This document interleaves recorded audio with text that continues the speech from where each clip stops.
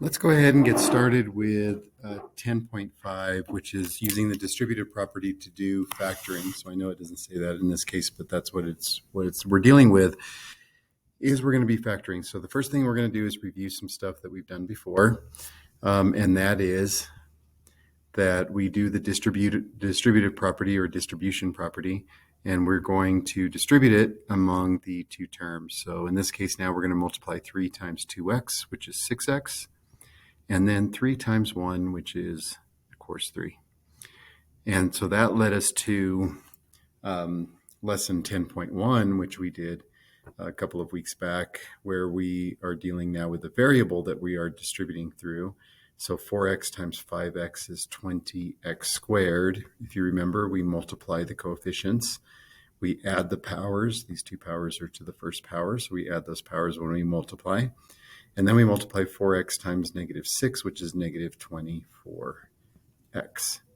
So this is what we've done before. You're probably wondering, why am I going over this? Because we're now going to go the other way. So we're going to go from here as our starting point, and we're going to factor out what we can to get to the point on the left.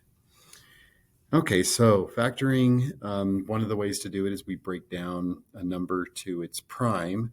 A prime number is any number that only one and itself goes into. So first two prime numbers, pretty straightforward. Well, actually, first three prime numbers, pretty straightforward. 1, 2, and 3. And the reason is because 1 is 1 times 1, 2 is 1 times 2, and 3 is 1 times 3. There's nothing else that goes into 1, 2, or 3 but 1 and itself.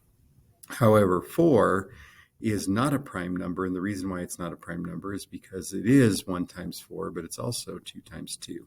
So since 2 goes into it, which is different than 1 or itself, makes it not a prime number. 5 is a prime number because only 1 times 5. 6 is not because we have 1 times 6 and 2 times 3. 7 is. 8 is not. 8 has a lot of different numbers that go into it, but 1 times 8, 2 times 4, and we could also think of it as 2 times 2 times 2, so we have a lot of different numbers that can go in there. 9 is 1 times 9 and 3 times 3, so it's not. 10 is 1 times 10 or 2 times 5, so it's not. 45, 9 goes into it, so what else goes into it? 15 goes into it, times 3, 9 times 5. 15 times 3, and those are really the only 4 numbers other than 1 times 45, which also goes into it. 57. So 57, you might say, well, that ends in a 7. Most likely it's not. Nothing's going to go into it. But the rule of 3 is that if I can add up the numbers, 5 plus 7 equals 12. And if 3 goes into 12, then 3 goes into 57. So this is 3 times 19. So not a prime number. Okay. And so we continue to do the same kind of rule. The rule of 9 has the same thing. If I add all 3 of those numbers up, 1 plus 1 plus 7, that equals 9. 9 goes into it. So 9 we know goes into that particular number. And how many times does it go into it? It goes into it 13 times. Okay, so then that means that it is not a prime number. So the only way it's a prime number is if 1 and itself goes into it. Okay, so let's go ahead and jump right into a problem. So for the first problem, we have 2k squared plus 4k. And what we're doing is we always want to look for the largest number that goes into both terms. That's one way to do it, which we will do. Or we can factor it down to its prime numbers. Now, 2 is already a prime number, so we're going to leave it alone. K is really k times k, so we're going to leave it. So what we did is we brought it down to, or broke it down to any prime numbers that we have. So 2k squared is really 2 times k times k.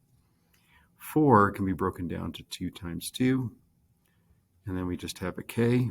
And then what we do is we look at what's common among the two terms. So here we have a 2, here we have a 2. So our lowest common denominator is what we're looking at, or lowest common multiple, is 2. So we have a 2 in each of those.